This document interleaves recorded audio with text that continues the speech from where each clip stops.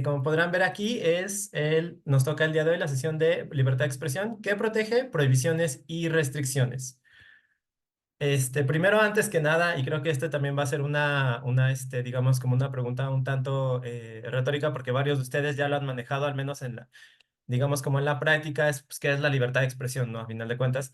Entonces, pues, de acuerdo a estándares internacionales y también de la Suprema Corte de Justicia de la Nación y el Poder Judicial, podemos decir que la libertad de expresión es uno de los derechos pilares, digámoslo así, de una sociedad democrática y, debido a su trascendencia, pues, digamos, como es uno de los derechos como más amplios, pero también de los derechos que tiene como restricciones y prohibiciones como muy finas, ¿no? Sobre todo en el ejercicio y sobre todo también para la restricción del Estado y otros poderes, como ahorita lo vamos a ejemplificar. Aquí la libertad de expresión, como ustedes sabrán, es un derecho que tiene dos dimensiones, una individual, que puede ser ejercida por parte de personas físicas o jurídicas o morales como los medios de comunicación, y también una social, es decir, nosotros como individuos, nosotros como individuos, también nos vemos beneficiadas de la libertad de expresión a partir precisamente de los ejercicios que las personas físicas y jurídicas realizan del mismo, ¿no? Y aquí, esta sí es una acotación muy importante que decidí ponerla al principio, es que no existen restricciones de carácter profesional o de formación académica para ejercerla. Esto es un criterio como muy importante ya el sistema interamericano de protección a derechos humanos y también la Suprema Corte de Justicia de la Nación se han pronunciado al respecto. No existe como tal una restricción de grado académico, de si se estudió licenciatura en comunicación, si no se estudió licenciatura en comunicación, para poder ejercer la libertad de expresión. Es un derecho básicamente de todas las personas. Y también aquí, digo, eso me faltó aquí, pero sí es importante señalarlo, tampoco importa si se realiza de manera permanente o digamos, como camalachea, digámoslo como normalmente se diría, respecto a a varias profesiones, ¿no? Muchos de ustedes sabrán que en el contexto de agresiones contra periodistas, yo trabajo en propuesta cívica y nos ha tocado, pues, atender casos donde los periodistas, pues, no se dedicaban solamente como a la libertad de expresión, como forma única de sostén económico, sino que también realizaban otro tipo de profesiones, ¿no? Entonces, esto hay que dejarlo como muy bien sentado desde el inicio. No solamente las personas que hayan estudiado licenciatura, que tengan su título de licenciatura de comunicación, pueden ejercer la libertad de expresión, sino que es básicamente un derecho para todas las personas y como tal, pues tiene restricciones, tiene garantías también por parte del Estado y también tiene algo muy particular que no se ve en otros de los derechos, es el tema de autorregulaciones. Ahorita voy a ir con esos temas. ¿Qué implica la libertad de expresión? Digo, esto ya es básicamente, les estoy hablando de su chamba, pero pues básicamente la libertad de expresión abarca recabar, generar, procesar, editar, comentar, opinar, difundir, publicar o proveer información, ¿no? O sea, todos estos verbos, digámoslo así, como diríamos en materia penal, verbos rectores de la libertad de expresión, son cada una de las fases que deben de estar garantizadas por el Estado mexicano y también por el gremio periodístico, ¿no? Ahorita voy un poquito con esos temas. Y pues esto puede ser a través de cualquier medio de difusión o de comunicación, que puede ser sea impreso, radioeléctrico, televisión, digital, redes sociales o también a través de imágenes, ¿no? Digo, esto no estoy como hablándoles de nada nuevo, nada más quería como ubicarlos, digámoslo así, como en las acciones que comprende la libertad de expresión. Ojo, aquí también no solamente estamos hablando de expresiones que tengan que ver con la información de interés público, columnas políticas o que hablen respecto a temas de interés público, como digamos como en término estricto de violaciones a derechos humanos, no sé, por ejemplo, la constitución del gabinete de Claudia Sheinbaum, o sea, tiene que ver también con expresiones artísticas. La libertad de expresión también abarca la expresión académica, es decir, la libertad de cátedra, también abarca la expresión a través de papers, por ejemplo, y también abarca lo que se conocería también como, pues, los performance en espacios públicos o en galerías. Todo eso también incluye la libertad de expresión, también las canciones, también digamos como contenido, como se conoce ahora en día, que también se publica en redes sociales, también se podrá considerar como parte de la libertad de expresión. Y aquí vamos a entrar ya un poquito como a temas mucho más específicos. Ustedes se preguntarán como de, bueno, hay información, ideas y opiniones que se pueden distribuir, ¿no? O básicamente que se pueden difundir, que se puede hacer la sociedad de ellas y que también de manera paralela nosotras como editores o community managers o periodistas pues realizamos como esta distribución, ¿no? Hasta recabamos la información, la editamos y luego después la subimos a nuestro medio de comunicación, cualquiera de las expresiones que se realice para después que la sociedad se haga acreedora de la información o de las opiniones e ideas, ¿no? Entonces, aquí la pregunta es, ¿solamente las expresiones favorables son, digamos, protegidas por la libertad de expresión? La realidad, o más bien el tema aquí es que no, ¿no? Aquí me tomé la libertad de tomar un párrafo de los antecedentes e interpretación de la Declaración de Principios sobre Libertad de Expresión de la Comisión Interamericana, la cual digamos que es como uno de los documentos más importantes, digámoslo de esa manera, respecto a como la interpretación de algunas obligaciones que tienen los estados parte al menos en el sistema interamericano de protección a derechos humanos. Entonces, este párrafo en particular hace precisamente la interpretación de uno de los principios y nos menciona que, haciendo mención a una decisión de las Cortes Interamericana y Europea, se ha declarado que la protección a la libertad de expresión debe extenderse no solo a la información o ideas favorables. ¿Favorables para quién? Por ejemplo, para el Estado o para el partido político en el poder o, por ejemplo, también para, digamos, como sectores empresariales o sectores, digamos, en el poder, ¿no? Sino que también tiene que cubrir o tiene que tener una especial protección sobre aquellas expresiones o manifestaciones que ofenden, resultan chocantes o perturban, ¿no? Porque tales son las exigencias del pluralismo, la tolerancia y la apertura mental, sin las cuales no existe una sociedad democrática. Aquí van dos ideas. La primera es los discursos, digámoslo así, que ofenden, resultan chocantes o perturban. Claro, aquí evidentemente también tiene que haber como digamos, lo vamos a abarcar unos momentos más tarde, en algunas diapositivas adelante, pero los discursos que ofenden, resultan chocantes o perturban no necesariamente están volcados a insultar a las personas. Aquí lo que estamos hablando es ideas favorables al Estado o que ofenden al Estado o que resultan chocantes o perturban al Estado, ¿no? Entonces, esta parte, por ejemplo, de si ofenden, resultan chocantes o perturban, estamos hablando de discursos, por ejemplo, que hablen sobre malversación de recursos o desvío, por ejemplo, de recursos del erario público o gastos excesivos, ¿no? Como lo hemos visto en los megaproyectos de la 4T, que hay excesivos gastos o que se está gastando dinero de más o que ni siquiera tiene el Estado para después repercutirlo en un tema de recaudación de impuestos o de desaparición de órganos autónomos, este, y un largo etcétera de políticas que, digamos, ahí, por ejemplo, nosotros como sociedad tenemos la obligación, o más bien tenemos la oportunidad y el derecho a poder hablar de ellos dentro de este flujo que significa tener una libertad de expresión plural y garantizada a través de cualquier medio, ¿no? Entonces, digo, esto también tiene que ver no solamente como el Estado, cuando les digo el Estado, digamos, se nos imaginamos como un ente abstracto o raro ahí, ¿no? Que no tiene como una forma como tal, sino que también estamos hablando de los servidores o las servidoras públicas, ¿no? Algo que ha sucedido mucho en este sexenio que está cerrando es precisamente como organizaciones de sociedad civil, también periodistas o inclusive organizaciones internacionales pues se han dedicado a, digámoslo así, desde la visión del presidente a, pues, de acuerdo al de atacarlo, de decir que sigue habiendo desapariciones, que sigue habiendo asesinatos de periodistas, que no se está realizando ningún efecto en materia de procuración de justicia, ¿no? Aparte de las críticas hacia sus megaproyectos. Entonces, para él, estas noticias, o sea, este ejercicio de libertad de expresión no es favorable. Básicamente, para él es una ofensa, ¿no? Resulta como chocante para él, ¿no? Y pongo el ejemplo de AMLO porque vamos a ahorita dar como unos ejemplos mucho más concretos de lo que, pues, debería de ser desde el lado de funcionarios públicos o servidores, lo que es el ejercicio de libertad de expresión. La segunda parte también es muy importante. Tales son las exigencias del pluralismo, la tolerancia y la apertura mental.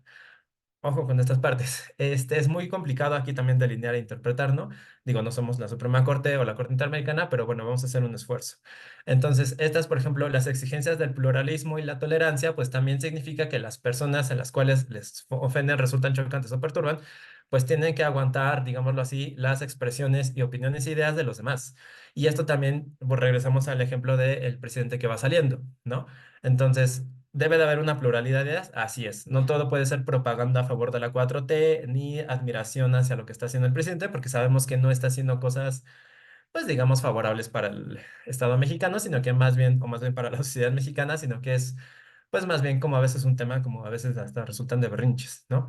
El tema de tolerancia o la apertura y la apertura mental también tiene que ver con el hecho de que se tiene que llegar como un entendimiento, ¿no? Es decir, debe de haber también como una expresión, por ejemplo, de una opinión que no es favorable para el gobierno, pero ellos también a su vez tendrán que ser mucho más receptivos. O, por ejemplo, si se está criticando, y esto es en temas de interés público, el actuar de unos empresarios en Mazatlán que están siendo partícipes de una red de empresas fantasmas y que dentro de esa red de empresas fantasmas se encuentra ligadas algunas de esas empresas con Genaro García Luna, sale una publicación de esta naturaleza, un periodismo de investigación realizado por medios de comunicación, periodistas serios y también organizaciones de sociedad civil. Ellos deben de aguantar esa tolerancia, o más bien deben de tener esa tolerancia y esa apertura, esa apertura mental para poder, pues, digamos, no atacar a los periodistas, ¿no? Ese caso lo voy a comentar un poquito más adelante porque sí sucedió. Lamentablemente le sucedió a Río 12 y a Quinto Elemento, que es Río 12 es un semanario que está en Culiacán, Sinaloa, y por otro lado, Quinto Elemento es una organización de creación periodística, ¿no? Bueno, más bien de periodistas que crean periodismo. Me voy a pasar a la siguiente diapositiva. Estos son los discursos de especial protección que se encuentran garantizados a nivel internacional y a nivel constitucional. Como lo veníamos hablando, existen los discursos de interés público o también de carácter político. ¿A qué vamos con esta parte de la diapositiva? Los discursos de interés público hablan de temas o asuntos de interés público. ¿Y qué es el interés público? Es básicamente por lo que los atañe a la sociedad. Lo estoy haciendo como muy, como muy sintetizado, pero ahorita vamos a ver algunos ejemplos. Entonces, aquí estamos hablando de temas que nos atañen como sociedad. Digamos que, por ejemplo, si a mí me gusta tener gatos, si tengo 5 gatos y no los puedo mantener, pues ese no es un tema de interés público, ¿no? O sea, ese no es un tema que impacte en la sociedad o que tenga una relevancia en el Estado mexicano o a nivel, por ejemplo, América Latina. Contrario a, por ejemplo, las elecciones. Las elecciones es evidentemente un discurso protegido respecto a los debates, por ejemplo, ¿no? En los cuales pues existe un interés evidentemente de la sociedad de conocer cuáles son las posturas de las personas que se están candidateando para puestos de representación, popular, como son los puestos de alcaldías, los puestos, por ejemplo, de gobiernos estatales y evidentemente la presidencia. Y esto no solamente es en México, sino también nos puede atañer lo que está sucediendo en Estados Unidos. Ese también es un discurso de interés público o incluso político, porque pues básicamente es nuestro vecino del norte, tenemos relaciones económicas y políticas con ellos. Entonces, básicamente, a quien elija nos va a golpear, ¿no? Entonces, digo, no pinta nada bien por ahí. Por otro lado, tenemos los discursos sobre candidatos y funcionarios públicos. Eso ya lo acaba de abarcar. Aquí hay un punto muy importante y que creo que eso le puede pasar mucho a editores y periodistas, sobre todo cuando trabajan en temas de nota política o en temas de cobertura, por ejemplo, sí, sobre todo la nota política, vamos a ponerlo ahí, que es básicamente la manera en la cual se reportan las candidaturas, que se reportan también, por ejemplo, los cierres de campaña, donde también se reporta lo que ocurre dentro de los discursos, por ejemplo, todas estas veces en las que Xochitl pues, tuvo bastantes participaciones desafortunadas, por ponerlo de alguna manera. Y también el deber de, digamos, no el deber, pero más bien como la oportunidad de poder hablar sobre las funciones de los servidores públicos, ¿no?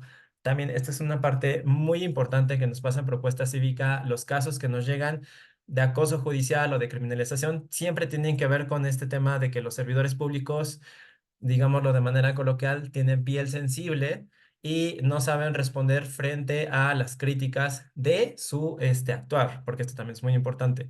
Aquí los servidores públicos y los candidatos, o sea, no estoy hablando como algo nuevo, son personas y también tienen una vida privada. Ahora, en tanto la vida privada afecta o no al el interés público, ese es un tema como bastante, digamos, no controversial, pero que sí se puede afrontar como en un tema de interpretación sobre el alcance de este discurso, particularmente de protección. Aquí podríamos hablar, por ejemplo, de la Casa Blanca, ¿no? O sea, la Casa Blanca efectivamente se trata, pues sí, pues cualquier persona necesita un hogar donde poder continuar su proyecto de vida, tener una familia, etcétera, pero pues no necesariamente a costa del erario público o de enriquecimientos ilícitos. Entonces, la Casa Blanca podría ser uno de los ejemplos como más icónicos, digámoslo así, de cómo la vida privada, por ejemplo, de algunos funcionarios públicos, logras saltar, digámoslo así, a la arena del interés público y precisamente también parte de este discurso de protección especial, este, en materia pues, de derechos humanos para después pasar pues también al ojo de la sociedad. O sea, a nosotros nos interesa qué es lo que está sucediendo con el erario público y si las personas que fueron electas, digamos, a través de votos, pues se están comportando, digamos, como, digo, no en una austeridad franciscana, como se ha dicho en este sexenio, pero al menos que no esté existiendo un enriquecimiento ilícito, ¿no? Porque eso afecta también la imagen del país y eso afecta también pues digamos, como a la popularidad o a las funciones de las personas funcionarias públicas. Y el otro, que este es muy importante en materia de derechos humanos, es el discurso, son discursos relacionados con la identidad o la dignidad de las personas. ¿A qué nos referimos con estos dos puntos? Voy a poner un ejemplo, sobre, lenguas indígenas o idiomas indígenas.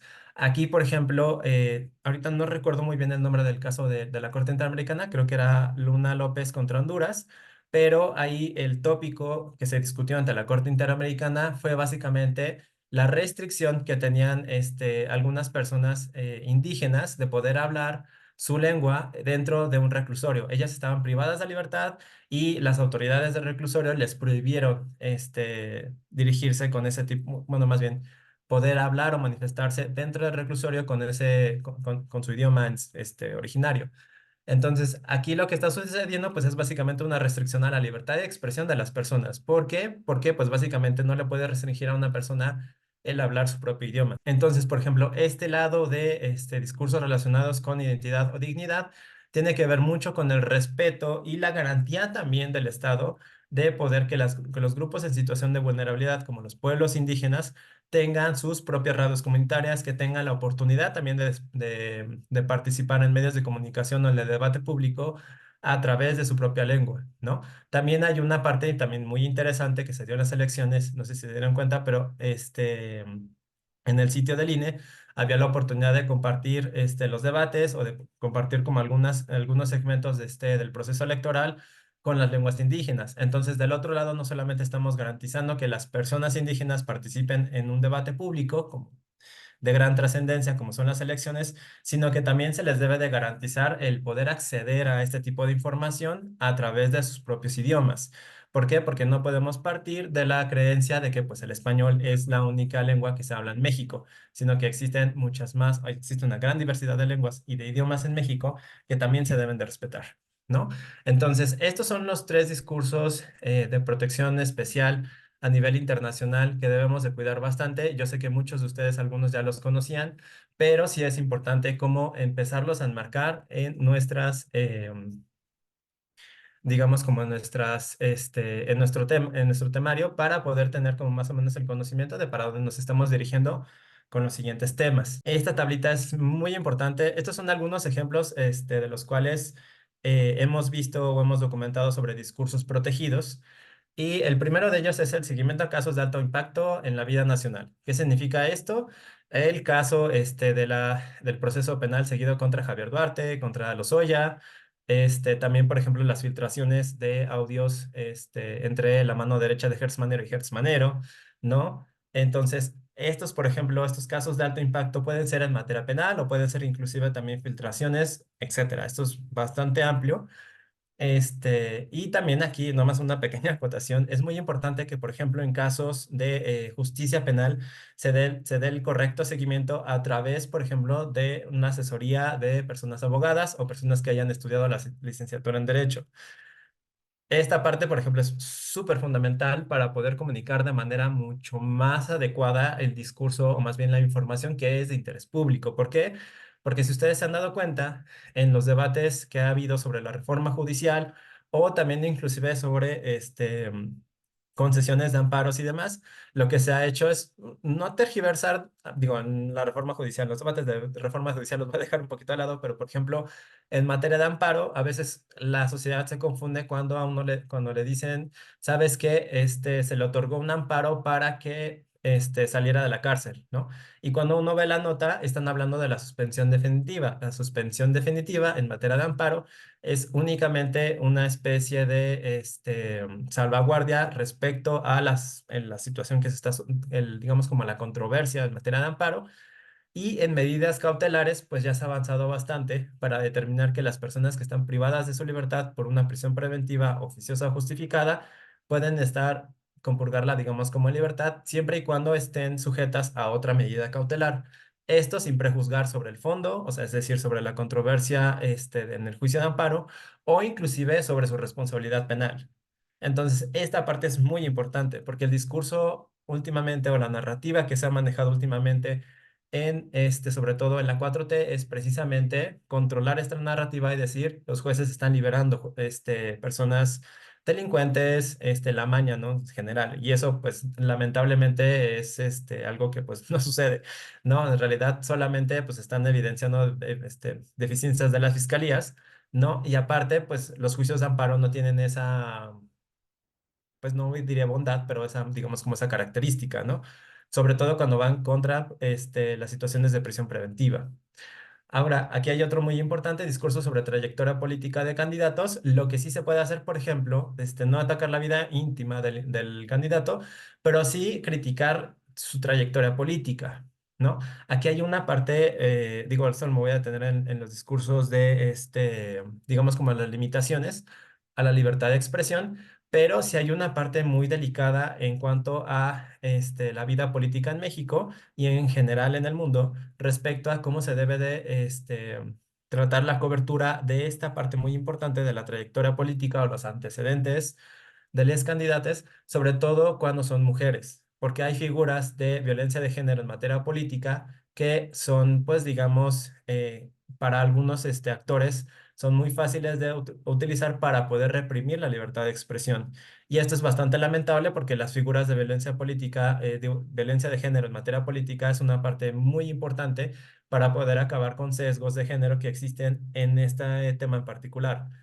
Entonces, aquí sí quisiera resaltar que vamos a verlo de manera como un poquito mucho más amplia en las limitaciones, pero hay que tener mucho cuidado con la cobertura de las trayectorias políticas y sobre todo también a llegarse de la sociedad civil y nuevamente gente experta en materia de género que les pueda ayudar también como a profundizar en esos temas y no realizar redacciones, guiones, o discursos que puedan caer en esas situaciones, ¿no?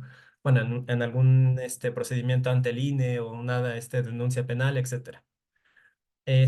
Publicaciones que critican el actuar de servidores públicos, esto ya lo habíamos visto, se critica sobre todo la acción o la omisión, es decir, se critica lo que está haciendo el servidor público o dejó de hacer el servidor público. Y esto también es para personas con proyección pública. ¿Qué significa esto? Que involucra también a empresarios e involucra también inclusive a algunas personas de la farándula, eso digo con sus bemoles, pero yo miraría mucho por los primeros dos ejemplos, ¿no? Denuncias públicas, esto también es muy importante. Las denuncias públicas son mecanismos tanto para víctimas, tanto para sociedad civil y también para pueblos o comunidades que no encuentran una causa o también se encuentran, digámoslo así, desprotegidos o desconfiando del Estado mexicano para poder presentar formalmente una demanda por daño civil, una denuncia, ¿no? O procedimientos administrativos en contra de las personas que les están, pues, digamos, haciendo daño a sus derechos. Entonces, ahí un tema de las denuncias públicas es un discurso protegido muy importante porque le da voz e identidad también al movimiento de derechos humanos y también ayuda mucho a las víctimas, ¿no? En esta parte muy particular, es también nuevamente en los temas de género, estamos incluyendo también aquí el tema de las víctimas que salen públicamente o en redes sociales. Cuando diga públicamente puede ser, abarca medios de comunicación y redes sociales que sale públicamente a denunciar a su agresor. Este discurso también está protegido y esto también lo estoy haciendo énfasis porque ya hemos visto al menos, digo, Leslie tendrá tal vez como la cifra un poco más exacta, pero yo recuerdo al menos de 3 casos de víctimas de violencia de género que han sido demandadas o denunciadas por parte de sus agresores después de salir públicamente a, a denunciarlos. Y aquí el tema, por ejemplo, es que el discurso, o más bien como la litis, digámoslo así, es decir, la controversia gira en torno a que o no se ha presentado una denuncia, o no se tiene una sentencia, o no se tiene una sentencia de segunda instancia, lo que sea. Ahí el tema es que no necesariamente se necesita una sentencia de segunda instancia, primera instancia o investigación para hacerlo, ¿no? Y entonces hay que tener muchísimo cuidado con estos discursos protegidos.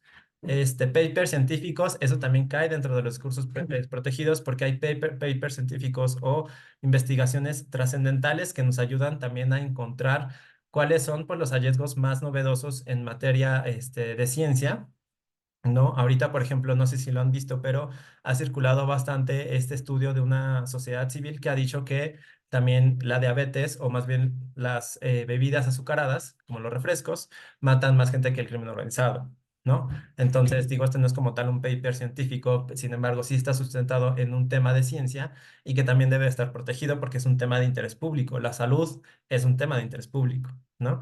Videos explicando el impacto de megaproyectos, esto también es, digo, cualquier contenido audiovisual o por escrito, incluye, este es como importante. Hablo de videos explicando el impacto de megaproyectos porque también tiene que ver con la expresión de documentales, de mini cortos, etcétera. También están protegidos bajo la libertad de expresión y es un discurso protegido porque también es de interés público, ¿no? Investigaciones sobre empresarios y sus actividades. Este es el ejemplo que yo les ponía de hace 2 años, si no me equivoco, empresarios de Mazatlán presentaron una denuncia, digo, perdón, una demanda en contra de Río 12, Semanario Río 12 y Quinto Elemento y los periodistas que trabajaron en la investigación, precisamente porque a ellos se les involucró en un proceso de bueno, se hizo una investigación bastante amplia y muy, muy importante, digámoslo así, como reciente en materia de periodismo de investigación a través de la cual se logró hacer como un vínculo entre, digamos, estas empresas de un conglomerado que ellos, en el cual ellos participaban como dueños respecto a empresas de Genaro García Luna, ¿no? Entonces, aquí, para contarles un poco los detalles, lo que sucedió es que los empresarios, ejercieron el derecho de réplica, el medio de comunicación y la organización hicieron la contrarréplica y a los empresarios no les gustó, entonces iniciaron el procedimiento civil, ¿no? Entonces, aquí lo que ellos demandaban era que básicamente no se les hizo caso a los periodistas respecto a la información que ellos mismos en una reunión previa a la publicación de los reportajes, porque fueron dos, que ellos no los publicaron, ¿no? Que ellos no les hicieron caso a sus fuentes. Pero en la contestación y platicando con los periodistas nos dimos cuenta que efectivamente esos, digamos, como esas fuentes que ellos les querían llegar a los periodistas diciendo como de tú estás mal, ya los habían, ya habían sido analizadas, pues entonces pues no tenía nada que, pues digamos como que no había un sustento en en la demanda por daño moral, ¿no? Y ahorita me voy a tener un poco con los temas de demanda por daño moral. Luego, dar voz a grupos en situación de vulnerabilidad. Esto ya lo habíamos comentado en la anterior diapositiva. Efectivamente, tenemos un, una obligación, digámoslo así, de garantizar, bueno, desde el Estado mexicano, pero también a través de medios de comunicación, de garantizar a los pueblos, por ejemplo, a los pueblos indígenas, un espacio para poder hablar en su idioma o también espacios para que ellos se puedan expresar, ¿no? Garantizar espacios para personas indígenas, esto lo acabo de mencionar, expresiones realizadas en protestas, esto también es muy importante, las expresiones en protestas o en situaciones donde se esté realizando, digamos, como una exigencia de justicia o de realización de derechos o expectativas de derechos, también tiene que ver con un discurso protegido, porque también es de interés público que exista un avance en los derechos humanos de todas las personas. Columnas que critican el desempeño de gobernantes, esto ya lo hemos más o menos comentado antes, y el contenido de calidad de alimentos y normas de salud, ¿no? Estos son algunos ejemplos que se me vienen a la cabeza. Evidentemente hay muchos más, ¿no? Digo, nuevamente la libertad de expresión es uno de los derechos como más dinámicos. Y ahora vamos a las limitaciones al ejercicio de la libertad de expresión. Entonces, aquí lo voy a manejar también de manera como muy general y ya podemos entrar como ya en el tema de preguntas y respuestas. Pero en cuanto a las limitaciones, aquí tenemos múltiples, ¿no? Que ya están garantizadas en el artículo 3 de la Convención Americana sobre Derechos Humanos, el 19 del Pacto Internacional de Derechos Civiles y Políticos y el 6 y el 7 de la Constitución Política de los Estados Unidos Mexicanos, que estos han tenido como muchas interpretaciones por parte de la Corte, de la Comisión Interamericanas y también por lado de la Suprema Corte y el Poder Judicial. Derechos de terceros, aquí es donde estamos hablando, por ejemplo, de los derechos de honra y dignidad de personas comunes y también de servidores públicos o personas con proyección pública, ¿no? En materia penal, la presunción de inocencia, la dignidad de las víctimas y ojo aquí con la secrecía de la investigación. Esto también es, digo, esto no viene como tal garantizado, como una limitante en los artículos que les acabo de mencionar, pero en el Código Nacional de Procedimientos Penales sí viene como tal una norma, una disposición en la cual se determina que la presunción de inocencia no solamente tiene una vertiente procesal, en la cual las autoridades deben de presumir la inocencia de la persona que se encuentra sometida a un proceso penal, sino que también los medios de comunicación, inclusive los abogados litigantes, tienen esa necesidad o digámoslo esa obligación de tratar a la persona como inocente hasta que, pues, digamos, se derrote su presunción de inocencia a través de un juicio oral, ¿no? Y esto también incluye la dignidad de las víctimas. Esto también es muy importante. Desde Propuesta Cívica, cuando nos toca dar talleres, sí nos hemos enfocado muchísimo a recalcar que no solamente existe la presunción de inocencia, sino también la dignidad de las víctimas para respetarla a través de los medios de comunicación o de redes, etcétera, como vía extraprocesal.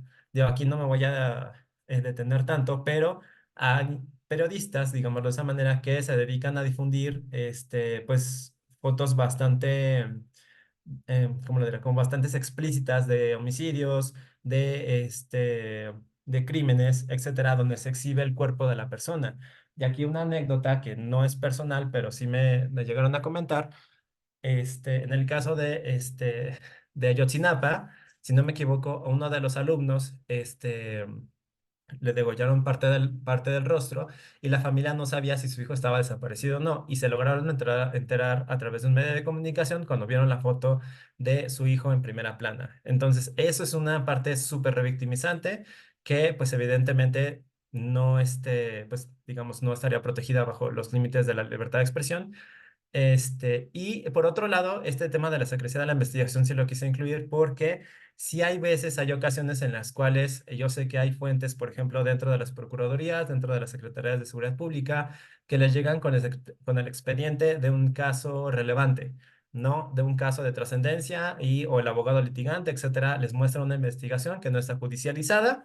Entonces, ahí, por ejemplo, y este es un tema de regulación también a nivel legal, o sea, está a nivel legal, pero también es un tema de regulación o de autorregulación desde el gremio, ¿no? Hay un tema muy serio con las investigaciones porque pueden afectar, por ejemplo, al desarrollo del proceso después. Pueden enviciar a los jueces, puede haber como armas para la defensa en caso de que la investigación esté mal hecha, etcétera. Por otro lado, tenemos uno de las limitaciones, digamos, como más evidentes, que es la pornografía infantil. Ahí no me voy a entender mucho porque me parece que es bastante evidente que la distribución, la realización o pues en general, como toda esa industria, debería estar totalmente tipificada en algunos de los códigos penales. Digo, no conozco bien la regulación, pero sé que están en varios de los códigos. Las apologías al delito, aquí también es muy importante porque se puede hacer apología del delito desde la tribuna, como lo hizo Donald Trump hace un par de años, o por ejemplo también a través de redes sociales, ¿no? Incitar al delito también es una parte pues que no está protegida o que es un límite a la libertad de expresión. También aquí se incluiría el tema de las narcomantas, Muy importante porque en algunos códigos penales estatales se encuentra tipificado que la muestra, o por ejemplo, el que se cuelgue una narcomanta en algún paso peatonal, por ejemplo, de Naucalpan, eso también podría tipificar un delito. Ahora ustedes se preguntarán, pero bueno, ¿esa es nota, es también de interés público? ¿Es de interés público? Sí, digo, en estricto sentido. Ahí también habría que ver una regulación sobre el tema de violencias en redes sociales o en medios de comunicación, porque nos hemos expuesto todas estas décadas a un tema súper fuerte de violencia. Pero, por ejemplo, el hecho de reproducir una narcomanta a ustedes no les genera una responsabilidad porque se trata también de un tema, o sea, responsabilidad, digamos, como en el ámbito penal, porque se trata de una reproducción de tercero. Ustedes no realizaron la narcomanta, digo, a menos que haya alguien aquí que se dedique a community manager de delincuencia organizada, pero no lo creo. Este, y el último de las limitaciones, digo, también está no incluye el tema de salud pública, por ejemplo, porque se me hace como un poquito como jabonoso, digámoslo de esa manera. Y este también es un límite como muy socorrido, que es la seguridad nacional y el orden público. Nadie sabe qué es, la Suprema Corte lo ha intentado definir, tampoco lo ha logrado. Entonces, la verdad es que ahí de seguridad nacional y orden público, pues es una limitante que se encuentra ahí, tal cual no podemos en estos momentos como darles ejemplos concretos. Ustedes dirán como, bueno, tal vez en una protesta que se ponga demasiado caliente, que tengan que dispersarla, tal vez, pero nuevamente tendríamos que enfocarnos en qué entendemos por orden público y seguridad nacional en esos aspectos, por ejemplo, de manifestaciones de 10.000 personas y esas 10.000 personas empiezan a, pues digamos, crear como un desorden masivo, ¿no? Eso también estaría justificado de seguridad nacional o no, ahí habrá que verlo, ¿no? Y cada una de estas limitaciones, evidentemente, como son limitaciones convencionales o constitucionales, también se encuentran o deben de estar ser reguladas por la ley, ¿no? Entonces, en el ámbito de los derechos de los terceros, pues debe estar en el ámbito civil. En el ámbito, por ejemplo, de presunción de inocencia, dignidad de las víctimas y secrecía de investigación, está en el Código Nacional de Procedimientos Penales. La pornografía infantil, apologías del delito o apología también del odio, eso me faltó por aquí, también están tipificadas en varios códigos penales bajo el delito de discriminación o el particular de pornografía infantil. Y la seguridad nacional y el orden público, ahí digo yo con mis críticas personales, pero también tenemos un apartado de terrorismo, ataques a la paz pública, etcétera. Estos son los ejemplos pues más clásicos, digámoslo así, de limitaciones a la libertad de expresión que se encuentran dentro de una norma, que es la malicia afectiva. La malicia afectiva, eso da para otro taller, pero no me voy a enfocar aquí, es este estándar en el cual, pues sí, los servidores públicos, las personas con proyección pública nos pueden demandar por vía civil, eso no lo podemos evitar, pero a nivel Estado mexicano existe la obligación de regular estas controversias a través de la creación de la malicia efectiva. ¿Qué es esto? Es básicamente una obligación, una carga probatoria, un estándar probatorio para que la persona que me está demandando a mí como medio de comunicación o periodista tenga que demostrar que yo publiqué información falsa o inexacta, a sabiendas de que era falsa o inexacta, y que haya causado un perjuicio en mi honra y dignidad. En Propuesta Cívica hemos llevado, acompañado al menos como 7 casos de malicia efectiva y asesorado unos 3, 4 más. Y en general nunca se ha acreditado la malicia efectiva. O sea, los abogados litigantes nunca llegan a acreditar la malicia efectiva porque creen que es un conflicto entre particulares y le están quitando como esta connotación de libertad de expresión, que es la parte como más trascendental, ¿no? Y pues nunca se llega a comprobar si efectivamente fue o no una información falsa o inexacta. Que ojo, también aquí hay otro tema. No hay entre las prohibiciones está la de la censura previa. No es necesario que exista una imposición del Estado mexicano de, no de publicar información que no es veraz. O sea, si tú no puedes publicar a menos que la información sea 100% veraz. Eso no existe. Eso sí, a manera de autorregulación, a través en el gremio periodístico y también en temas de libertad de expresión, sí se hace la preferencia de poder generar como esta ética respecto a las investigaciones, de poder determinar, por ejemplo, si se están cumpliendo con el test de blindaje de notas, que eso lo hemos llamado así en Propuesta Cívica en nuestros talleres, de blindaje de notas a través del cual se verifica la información que tú estás publicando y que también se hace mención de quién está realizando, o más bien que quién difundió primero esa información, o citar la fuente de la opinión, ¿no? Eso es súper importante. Ese blindaje de notas siempre ayuda muchísimo a sociedad civil o a los abogados que les acompañan en las demandas civiles, porque es la arma para decir aquí no hay información falsa o inexacta porque se realizó la investigación, ¿no? Si se realizó de otra manera o hay fuentes secretas que pues no están a la mano del periodista, pues eso lamentablemente no cae en la negligencia que está pidiendo la malicia efectiva y no cae para una responsabilidad civil, ¿no? Delitos contra discursos de odio, eso era lo que estábamos mencionando hace rato. Hay discursos, hay tipos penales de discriminación que cubren también las expresiones de odio y eso hay que tener como muchísimo cuidado porque la transfobia, la homofobia, también el xenofobia, sí no están, digamos, como protegidas en la libertad de expresión. Evidentemente son discursos que chocan, pero chocan en un sentido pues bastante lamentable respecto a la dignidad de grupos en situación de vulnerabilidad, ¿no? Los derechos de autor, ojo con esta, es muy importante en materias, pues digamos, de artes, performance, canciones, etcétera. Digo, no soy tan experto en derechos de autor, pero sí les podría decir que, por ejemplo, si quisieran utilizar una canción de, no sé, de My Chemical Romance, poniendo un ejemplo bastante burdo, en una campaña política, pues tienen que pedirle el permiso a My Chemical Romance para poder utilizarla.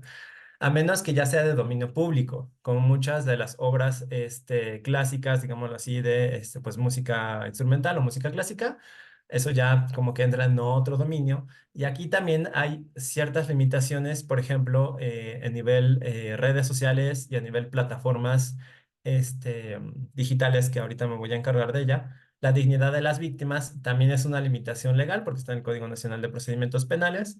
La presunción de inocencia, evidentemente, y lo que estaba mencionando de violencia política por motivos de género. Aquí nos llegó un caso bastante lamentable como asesoría de unos periodistas en Baja California, no me equivoco si sur o norte, donde ellos habían publicado una nota donde criticaban la trayectoria, pues digamos, profesional de una joven candidata que había sido decán. Y aquí el tema no es tanto si efectivamente es idóneo o no que una persona que haya sido decán, una mujer que haya sido decán, ocupe un cargo público, sino que el problema es que a la hora de publicarla en su página de internet, lo que hicieron fue publicar una foto de ella siendo decán, entonces, o siendo modelo, modelando. Entonces, esa parte, por ejemplo, cuando nos llegó el caso en propuesta cívica, desde el jurídico dijimos, esto es violencia política por motivos de género. ¿Por qué? Porque no había una necesidad de publicar la imagen, o la fotografía de la chica. Sí, pues básicamente se puede publicar pues la trayectoria sin necesariamente, o sea, se puede criticar la trayectoria sin necesidad como de ese, entre comillas, como apoyo visual. Inclusive ya en el fondo también se tendrá que tener un extremo cuidado respecto a cómo se maneja la nota.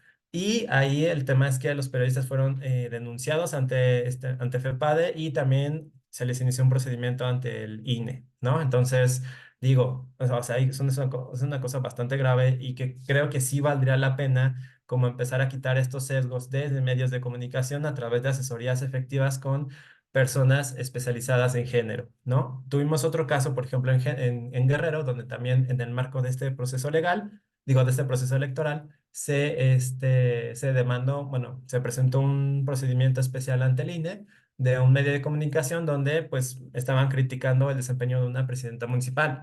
Y ahí la nota yo personalmente la verifiqué y no encontré ningún sesgo de género, o sea, no había ningún micromachismo, no se estaba criticando por ser mujer, se estaba criticando literal la trayectoria de la presidenta municipal respecto a la construcción de ciertas obras públicas en el municipio. Ahí el INE, por ejemplo, y el Tribunal Electoral fallaron a favor del medio de comunicación porque pues evidentemente no había ahí una violencia política por motivos de género, porque se estaba haciendo una crítica hacia un tema de interés público, como era la construcción de obras públicas. Esta parte es muy importante. ¿Existe el derecho al insulto? No. Ahora, digo, esto lo resolvió la Suprema Corte hace un par de años respecto a cómo poder calificar, digámoslo de esa manera, las opiniones, ¿no? Allí, ojo con esto, con lo que voy a decir ya hay que prestar mucha atención porque el tema de veracidad aplica para el principio de veracidad, digámoslo de esa manera, en controversias del orden civil, aplica para la información. Se tiene que verificar que efectivamente la información que se está publicando tuvo filtros de profesionalismo para poder ser publicada Y por otro lado, ustedes me dirán, bueno, pues las opiniones pues no tienen ese filtro de veracidad. Efectivamente no, porque son opiniones y nosotros podemos hacer opiniones de básicamente lo que nosotros queramos. Digo, Twitter es o X más bien es como el ejemplo más claro, pero sí tiene que haber un tema bastante sensible respecto al contexto de la opinión, el uso de palabras, peyorativas o no, y también desde cómo se está refiriendo este tema de la opinión. Ahora, este extracto que estoy colocando aquí, digo, Leslie no me dejará mentir, pero no publicar así toda una sentencia, pues o un criterio del Poder Judicial de la Federación es como bastante ocioso y lo van a ver como muy reducido, entonces solamente me dediqué como poner aquí el criterio jurídico. Hay una tesis muy particular que salió este año respecto a un amparo que fue promovido por este personal del Poder Judicial de la Federación. Si ustedes recordarán, AMLO tuvo una época como bastante, digamos, como reiterada de en las mañaneras proferir insultos en contra del Poder Judicial de la Federación y de los trabajadores. Entonces, lo que hizo esta persona trabajadora fue presentaron una demanda, un amparo indirecto y él presentó también una queja porque no se lo querían aceptar, si no me equivoco, palabras más, palabras menos de un procedimiento judicial. Y lo que se determinó por parte del tribunal colegiado es que sí procedía, por ejemplo, la suspensión en determinados, digamos, como con sus bemoles, pero aquí la parte que me importa es este extracto y dice del criterio judicial que es que, sin embargo, desbordar los límites de la tolerancia o utilizar el pensamiento para ofender a una persona por sus defectos o diferencias o también por hechos que se estiman ilícitos y sin cumplir con el deber de formular denuncias o utilizar causas legales para sostener las afirmaciones que constituyen un ataque o inconformidad a lo realizado por el quejoso, implica a su vez un incumplimiento al deber del derecho humano a la de proteger el derecho humano a la dignidad. Es decir, hay una contraposición evidente en entre comillas, no existente derecho al insulto entre la libertad de expresión o la libertad de una manifestación de una opinión respecto a una persona en particular y también la dignidad de las personas, ¿no? Digo, esta parte de esta formulación me pareció muy curiosa y muy importante para el taller, porque pues efectivamente si nosotros estamos en un podcast, por ejemplo, o si estamos grabando un TikTok y le estamos preguntando a las personas sobre su opinión respecto a X o Y político o política, y de repente dicen como, ¿sabes qué? Pues que chingue su madre, ta, ta, ta, ta, ta, ta. Eso está fuera de contexto, no tiene nada que ver con la información que se le está pidiendo y pues básicamente eso sí podría formular o más bien caer fuera de los límites de la libertad de opinión. Entonces, les digo nuevamente, el derecho a la opinión y el derecho bueno, supuesto derecho al insulto es una cosa como súper, súper, súper finita que habría que seguir como monitoreando los avances por parte de la Suprema Corte, ¿no? Ahí también desde mi experiencia estamos llevando un caso, la segunda demanda del doctor Aguayo, que fue presentada por Humberto Moreira. Ahí la demanda se compone de pues diversas controversias que Humberto Moreira se está quejando de Aguayo. Y entre ellas está una manifestación que él hizo en un podcast, el Café de la Mañana, en donde pues el doctor Aguayo lo único que dijo fue, bueno, le preguntaron como de, bueno, ¿y usted considera que Humberto Moreira lo está acusando judicialmente? Y Sergio Aguayo sostiene, sí, a mí me están acusando judicialmente, ya va una vez que me inició un procedimiento judicial, en ese momento no se había presentado la segunda demanda, y eso, pues, o sea, efectivamente yo lo siento como un ataque a mi libertad de expresión, pero yo voy a seguir publicando, ¿no? Entonces, esa parte, por ejemplo, se fue retomada y se fue hacia un tema de la controversia civil que sigue en pie. Y ahí, por ejemplo, así tal cual como se los estoy contando, así es como viene la demanda y así fue como fue realizado en el podcast. Y ahí, pues, tal cual, no hay en realidad una afectación a la dignidad humana de Humberto Moreira. O sea, ni siquiera como persona o como ex servidor público o como político o lo que sea, ahí no hay una afectación. ¿Por qué? Porque pues básicamente el doctor Aguayo está sosteniendo que efectivamente para él, desde su opinión, está siendo víctima de un ataque judicial hacia su libertad de expresión. Y eso no está afectando a nadie, ¿no? Otros ejemplos de limitaciones a la libertad de expresión desde el ámbito de la autorregulación. Algo que hemos visto en la práctica en propuesta cívica y también yo de manera personal es que sí, efectivamente existen obligaciones en las cuales pues el Estado mexicano tiene que poner estos límites a la libertad de expresión y hay otros lados donde no. O sea, por ejemplo, la prohibición de la censura previa implicaría que el Estado no puede realizar, por ejemplo, estándares, una ley general de estándares para la publicación o redacción o publicación de contenido en redes sobre temas de interés público, ¿no? O sobre la vida íntima de las personas. Entonces, ese tipo de estándares, por ejemplo, se pasan a un tema del principio de veracidad y verificación de fuentes, pero desde un ámbito de profesionalización. Aquí es muy importante que como editores, como periodistas, que se dediquen sobre todo a la investigación, digo, en el tema, por ejemplo, de notas o de columnas de opinión, digo, ahí con sus bemoles, pero para la gente que se dedica al periodismo de investigación o también para realizar contenido de investigación o contenido científico, sí es importante verificar la veracidad, o sea, más bien verificar la información que se está virtiendo y citar a la fuente si es posible, ¿no? Entonces, aquí regreso al tema de Río 12 quinto elemento, lo que el medio de comunicación y la organización y los periodistas realizaron fue una verificación de las fuentes a través, por ejemplo, de registros públicos a la propiedad. También se entrevistó gente de la unidad de inteligencia financiera, que ahí fue un tema de fuentes, de secrecía de fuentes. Digo, porque era una fuente, una fuente anónima. Y también se realizaron como verificación, por ejemplo, de movimientos bancarios a través de la OIF. También se verificó uno de los expedientes que les iban a dar ¿cómo se llama? En la reunión con los empresarios. Y eso ayudó a formar como tal toda la investigación, todas estas pues dos entregas de la investigación.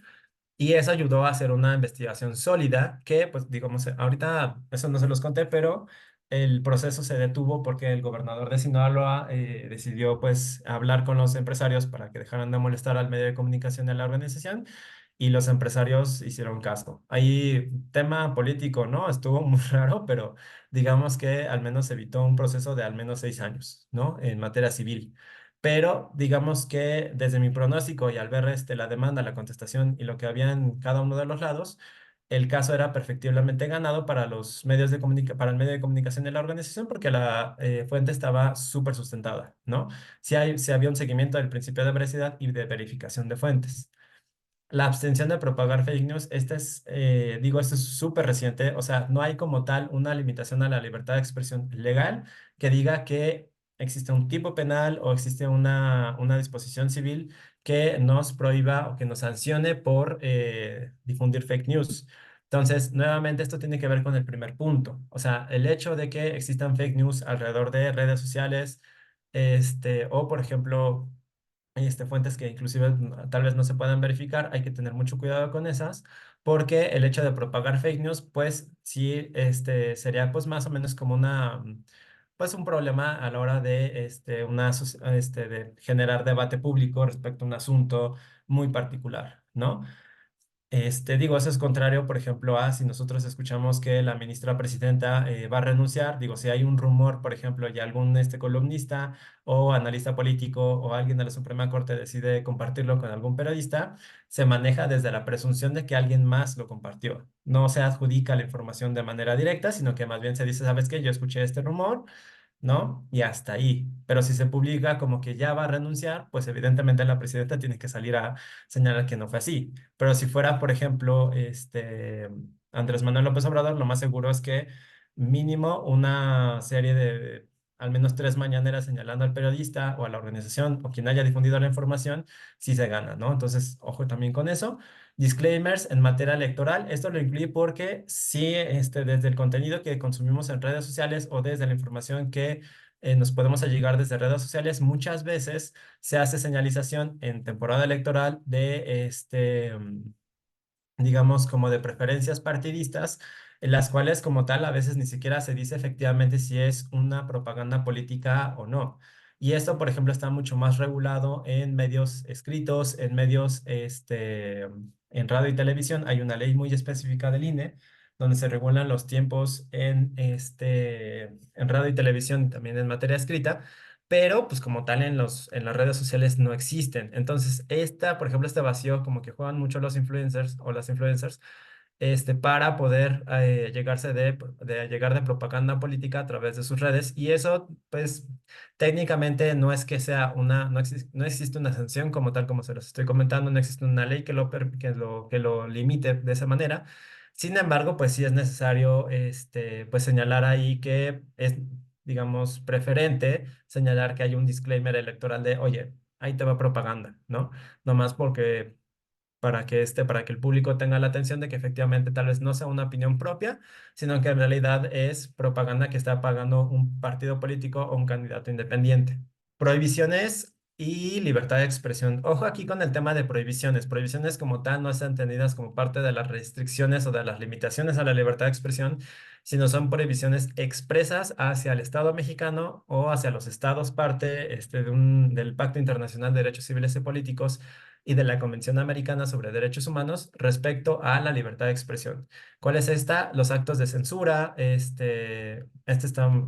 todo un tema del retiro de links o contenido online, las represalias, obstaculización o sanciones indirectas a través de asignaciones arbitrarias o discriminatorias de publicidad oficial o las concesiones de espacios radioeléctricos, ¿no?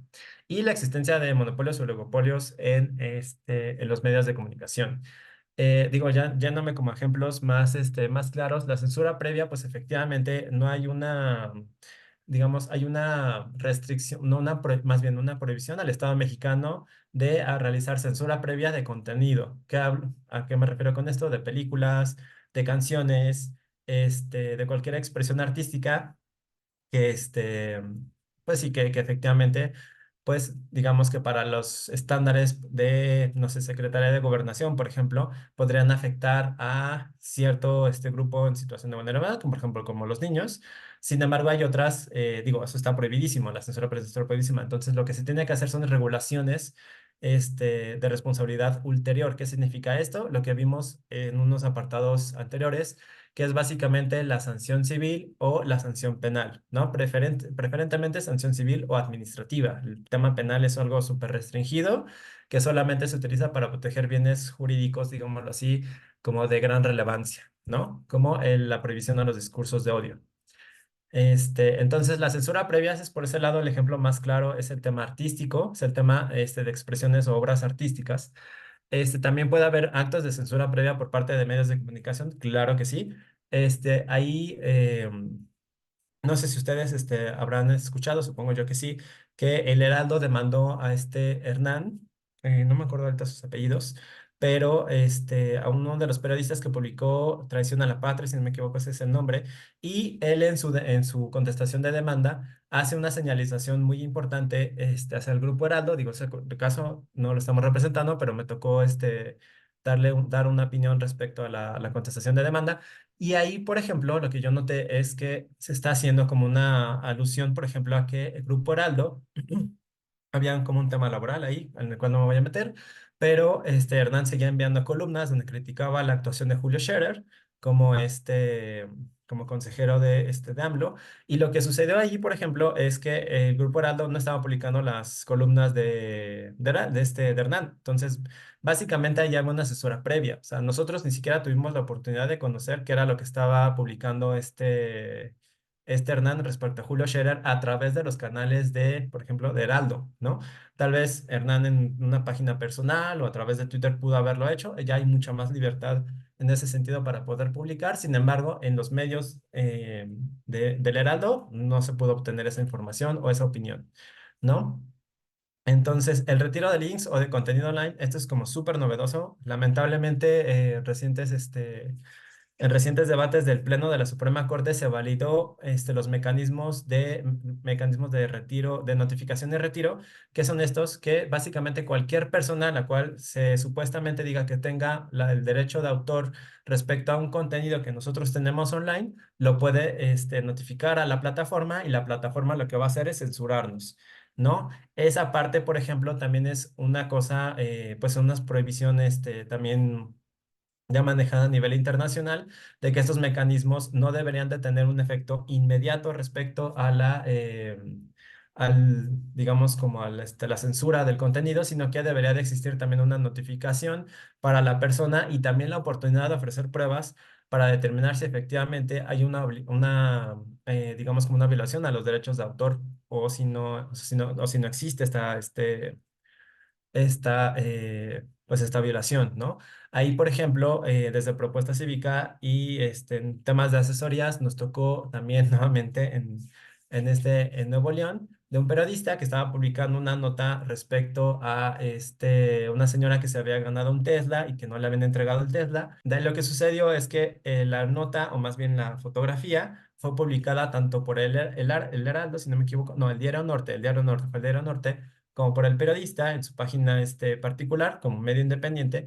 Y ahí lo que sucedió es que el Heraldo le pidió de manera, digo, primero lo que hizo fue hacer el mecanismo de notificación de retiro, lo utilizó en Facebook y eso, por ejemplo, le prohibió al periodista el poder, pues, continuar monetizando, continuar ganando, pues, generando ganancias a partir de su labor de libertad de expresión, en Facebook, si no me equivoco, en Meta. Y después el Diario Norte pues le pidió al periodista bajar la nota a cambio de que ellos retiraran el mecanismo de notificación y aparte pagar cierta suma de dinero como una forma pues básicamente como de reparación, ¿no? Entonces ese, por ejemplo, ese caso es como súper llamativo en los temas de mecanismos de notificación y retiro. También supimos que Telemundo le pidió a YouTube retirar este contenido de más bien como las transmisiones que se estaban realizando de debates presidenciales por parte de medios de comunicación pequeños. O sea, no estamos hablando de Televisa, no estamos hablando de medios de comunicación independientes o pues digamos tradicionales gigantes, sino fueron medios de comunicación relativamente medianos o pequeños. Y ahí el argumento también fue, esta es una violación a mis derechos de autor. Cuando nos llegó a nosotros la asesoría, digo, esto fue, digo, no más para verificar, pero le preguntamos a Línea a través de transparencia, como de, oye, ¿tienes algún contrato con Telemundo, una exclusividad sobre los debates presidenciales o una regulación sobre tus redes sociales respecto a los debates presidenciales? Y el INE evidentemente nos confirmó que no existe. Entonces, aquí hay un problema de mal uso o de uso, pues, digamos, coyotero, digámoslo así, de estos mecanismos donde, pues, las empresas intermediarias o los intermediarios de Internet, pues, no tienen una responsabilidad legal respecto a cómo ellos regulan estos mecanismos de notificación. Y ojo, aquí no es que los esté exentando de responsabilidad, sino que aquí el tema es que ellos deben de asumir una responsabilidad y mejorar estos mecanismos. Y también en la ley de derechos de autores, donde cae el problema, sí existe en la regulación de estos mecanismos y lamentablemente pues fueron validados por la Suprema Corte, ¿no? Y el otro es el derecho al olvido. Este tampoco existe de entrada. Este tema ha sido tratado en América Latina en algunos casos, creo que en México ya hubo uno, y también con mucha más, digamos, con mucho más difusión en Europa.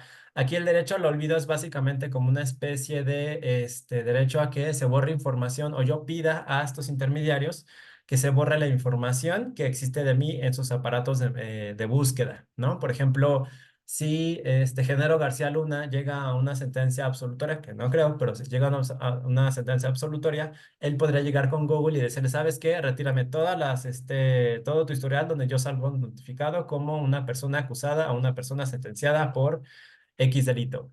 Y lo que ahí tendrá que prevalecer, por ejemplo, de parte de Google, es el interés público que existe detrás de ¿cómo se llama? Detrás de pues estos enlaces. Porque básicamente, a pesar de que puede que se haya llegado a una exoneración o no por parte de García Luna, nosotros como sociedad tenemos el derecho a saber, el derecho histórico a saber qué es lo que sucedió con ese caso, ¿no? Y si se llegasen a caer esos links, pues básicamente se quita una parte de la historia de México y de la historia también de violencia respecto al crimen organizado, donde él participó y básicamente ya nadie sabe absolutamente nada de lo que sucedió con Genaro García Luna. Entonces, el derecho al olvido tampoco existe como el derecho al insulto, pero sí se ha manejado como esa parte para realizar debates mucho más centrados en el derecho al olvido, ¿no? Represalias, obstaculización y sanciones indirectas a través de asignaciones. Esto también creo que, digo, no sé si sean de medios,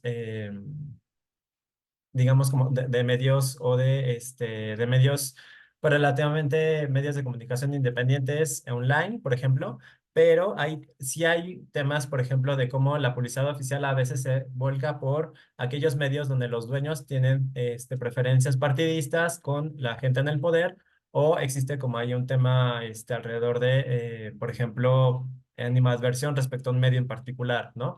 En 2017, por ejemplo, se nos tocó acompañar el caso del Mañana en Nuevo Laredo, a través del cual, pues a ellos los denunciaron unas 3 o 4 veces en el mismo año, en 2017, y aparte de ello, supimos por parte de los directivos que el municipio de Nuevo Laredo, que era como, entre comillas, el adversario político del medio, le quitó este publicidad oficial que se le venía dando desde hace unos años atrás. Entonces, esto independientemente de atrás de este conflicto político que hubo entre medio de comunicación y el municipio, pues básicamente estamos hablando ahí de una prohibición, o más bien que se actualizó una de las prohibiciones, que es una sanción indirecta respecto a la asignación de publicidad oficial. El tema, por ejemplo, de los espacios de radioeléctricos o del espectro radioeléctrico, este también es muy importante. Los medios de comunicación conocidos como las radios comunitarias son los que más padecen de estos malestares, porque pues primero es un martirio para ellos el poder ir al FETEL y hacer regulados. Tengo entendido que ya la mayoría ya lo están, pero por ejemplo nos tocó un caso de de una radio comunitaria en el Estado de México, a la cual pues el medio de comunicación se vio afectado porque lo confundieron en un comunicado del gobierno del Estado de México con una radio, digamos, como de la delincuencia organizada. O sea, había radios que favorecían o que eran, pues, digamos, instaladas por delincuencia organizada para darse publicidad o dar a conocer hechos violentos, lo que sea. Y la radio comunitaria también se vio afectada y les quitaron todos los aparatos. Entonces, a través de gestiones de incidencia logramos que se regresara que se recuperara que se regulara primero el espacio radioeléctrico para la red comunitaria y que aparte se le regresara el equipo, ¿no? Pero básicamente es eso. O sea, ahí hay un tema también de asignación desproporcionada o discriminatoria en perjuicio de pueblos indígenas que tienen su propia red comunitaria y que tienen que ver los sustentos para poder, pues digamos, continuar con sus transmisiones de manera cotidiana. Ya la existencia de monopolios u oligopolios, eso está un poquito, digamos, lo quisiera dejar fuera porque no es necesariamente como un tema que nos atañe aquí, pero sí lo quería dejar como ahí marcado respecto a cómo pues también es necesario contar precisamente con un ejercicio de la libertad de expresión, pues más plural, ¿no? No solamente que sean los mismos 3 medios de comunicación o los mismos conglomerados o dueños, sino que todas las personas de manera independiente, de manera particular, a través de canales de YouTube, a través de medios independientes, puedan tener como esta oportunidad de poder participar en el debate público a través de estos medios, ¿no? Y ya para finalizar, un par de conclusiones que les quería compartir es que la libertad de expresión pues es un derecho fundamental en una sociedad democrática.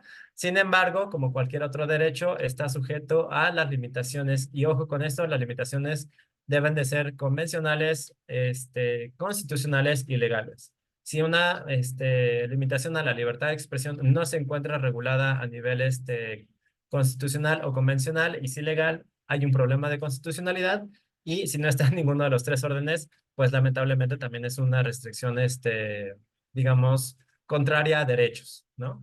Eso sí, también las restricciones tienen que ser lo menos dañinas posibles, por eso los tipos penales son como muy específicos respecto a sus afectaciones hacia la libertad de expresión y contrario, por ejemplo, a las limitaciones de orden civil, como la malicia efectiva, o las de orden administrativo, como los derechos de autor, o también los temas de violencia política en materia de violencia de género en materia política, ¿no?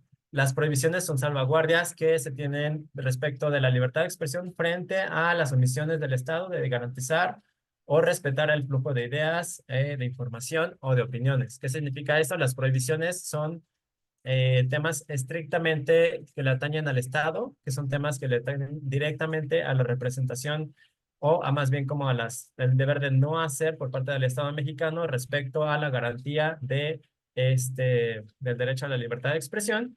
Las restricciones, por otro lado, como les mencionaba, van a ser constitucionales. Hay que perseguir un fin legítimo y deben ser proporcionales, ¿no? De ahí que, por ejemplo, las controversias del orden civil, como la malicia efectiva, estén dentro de una sanción, pues, o monetaria o más simbólica, como la publicación de una sentencia o la rectificación de la información, y no necesariamente el tema de, en materia penal, ¿no? Como estas leyes de desacato, que son los tipos penales de injurias, de calumnias, de difamación, ¿no? Y nuevamente sí habría que tener mucho cuidado a la hora de informar entre la raya o la división entre la vida íntima de las personas, funcionarias públicas, candidatos, etcétera, y el interés público. Y por otro lado, las prohibiciones como las restricciones son tanto prohibiciones como restricciones son susceptibles de ser objeto de controversias judiciales o administrativas. ¿A qué voy con esto? Que básicamente, digo, no me detuve en el meme de Homero y Moe, pero en la diapositiva de limitaciones, pero básicamente toda limitación de derechos tiene que tener un recurso adecuado y efectivo y también tiene que seguir un procedimiento jurisdiccional o cuasi jurisdiccional para poder resolver si efectivamente es dable o no limitar el derecho, ¿no? Entonces, básicamente de ahí, cualquiera de estos procedimientos tiene que tener el mínimo del debido proceso para poder ser garantizado, pues, digamos, como en términos constitucionales y convencionales. Y ya para terminar, ustedes se preguntarán en dónde quedó el derecho a la réplica. El derecho a la réplica como tal no es una limitación y tampoco es una restricción al ejercicio del derecho a la libertad de expresión, sino que es un derecho que se une con la libertad de expresión para poder generar un mayor flujo y pluralidad de información, de ideas y de opiniones. ¿Por qué? Porque básicamente aquí estamos frente a una respuesta de la información que nosotros estamos proporcionando, de la opinión que nosotros emitimos. Entonces, el hecho de que nosotros tengamos el canal y invitamos a las personas a realizar su derecho de réplica favorece a la sociedad democrática y también favorece al flujo de información y de ideas desde una perspectiva del ejercicio de derechos. Ahora, si no se, si la persona dice, pues no me sentí reparado con el derecho a replicar y me voy a la vía civil, pues está en su derecho. Sin embargo, nuevamente tenemos los canales de autorregulación y de profesionalización que nos van a ayudar a soportar o, digamos, a poder tener un material probatorio fuerte en caso de que nos llegue pues, digamos, un procedimiento administrativo o uno civil o uno penal. Y eso sería todo por mi parte, Leslie. Muchísimas gracias, Víctor. Pues si quieres, vamos comenzando un poco con las preguntas que dejaron. La primera de ellas es, ¿las redes sociales se autorregulan? ¿Es así? ¿No hay alguna ley en específico como la de radio y televisión hasta ahora o sí la hay? Sí, ahí efectivamente las redes sociales, Meta, X y YouTube y los diversos canales, etcétera, pues no tienen como tal una regulación en México. Ahí, digamos, como en principios de derechos humanos, desde una perspectiva de derechos humanos, los intermediarios tienen que realizar, pues, digamos, esta autorregulación de sus propios canales para poder, pues, digamos, como garantizar la libertad de expresión de todas las personas. No sé si ustedes lo habían notado, pero antes, por ejemplo, cuando era Twitter, tenía canales muy específicos, digo, también con sus, pues, con sus bemoles, pero había canales muy específicos para denunciar discursos de odio, para denunciar acoso, etcétera. Y lo que se daba cuenta Twitter es de que ellos mismos iniciaban como una mini investigación, veían si el contenido o el discurso efectivamente caía como en una prohibición o en una limitante de libertad de expresión y lo removían. Ahora X tiene un canal como bastante parecido, pero creo yo que es más, es menos efectivo y tiene como sus candados como más, o pues digamos más defectuosos. Entonces, sí, efectivamente, las redes sociales se autorregulan, no hay una regulación, es deseable no tener una regulación total de las redes sociales, entonces digo, ahí cambian, no sé cómo vaya a avanzar la legislatura en el siguiente sexenio, pero hasta ahorita no tenemos esas regulaciones. Gracias. Aquí hay otra que no sé si igual este es un poco más de contexto porque nos ponen, ¿se puede proteger un discurso propio de violencia vecinal que quedó impune? Y básicamente fue lo que nos pusieron. No sé si nos podían desarrollar un poquito más para que pueda Víctor contestar la pregunta. La siguiente dice, ¿qué pasa con los deudores alimentarios que son candidatos? Esa información es de interés público, ¿no es así?